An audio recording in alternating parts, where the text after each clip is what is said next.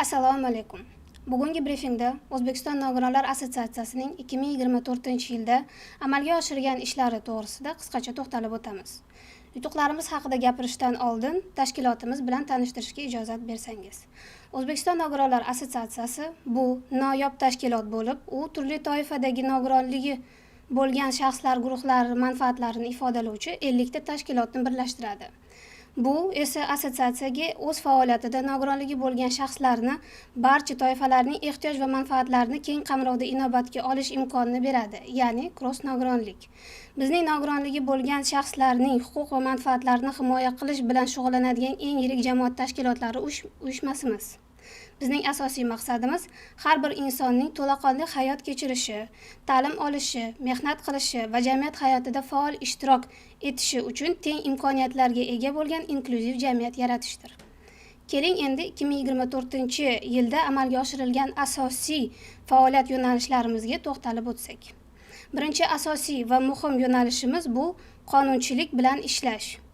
Biz nogironligi bo'lgan shaxslarga yordam beruvchi qonun va normativ hujjatlarni ishlab chiqishda faol ishtirok etamiz. 2024-yildagi ilgari surilgan tashabbuslarimiz quyidagilarni o'z ichiga oladi. Nogironligi bo'lgan shaxslarni ijtimoiy uy-joy bilan ta'minlash to'g'risida Vazirlar Mahkamasining qaror loyihasi, nogironligi bo'lgan shaxslar uchun shaxsiy yordamchilar to'g'risidagi Vazirlar Mahkamasining qarori loyihasi, nogironligi bo'lgan shaxslarning bandligini qo'llab-quvvatlash bo'yicha Vazirlar Mahkamasining qaror loyihasi, nogironligi bo'lgan shaxslarga favqulodda vaziyatlarda yordam ko'rsatish bo'yicha Vazirlar Mahkamasining qaror loyihasi, nogironligi bo'lgan shaxslar uchun to'siqsiz muhit yaratish bo'yicha Prezident qaror loyihasi. O'zbekiston 2030 strategiyasi doirasida 34 ta taklif tayyorlandi.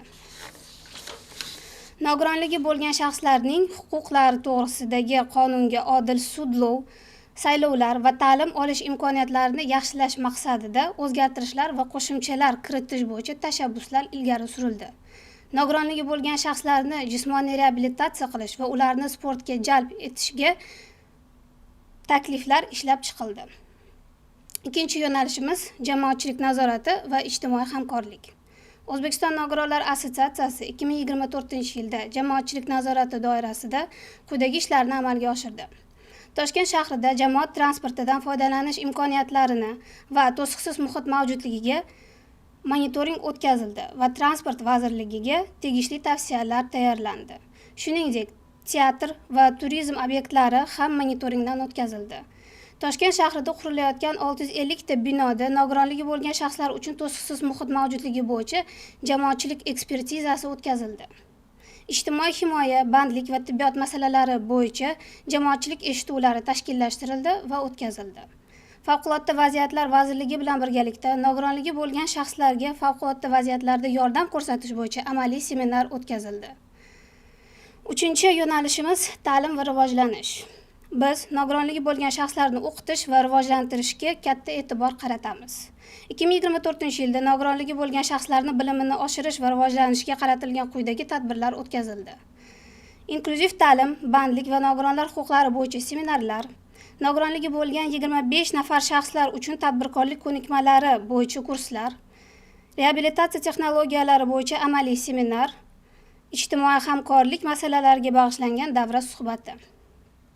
To'rtinchi yo'nalishimiz xalqaro hamkorlik. Biz xalqaro hamkorlar bilan faol hamkorlik qilamiz va hamkorlikni kengaytirishga intilamiz. 2024-yilda biz BMT agentliklari bilan nogironligi bo'lgan shaxslarning ijtimoiy himoyasi masalalari borasida muhokamalar bo'lib o'tdi. Nogironligi bo'lgan shaxslarning huquqlarini himoya qilish sohasida faoliyat yurituvchi xalqaro tashkilotlar bilan hamkorlikda tadbirlar o'tkazildi. Inklyuziv ta'lim bo'yicha tajriba almashish maqsadida xorijiy universitet va tashkilot bilan hamkorlik yo'lga qo'yildi.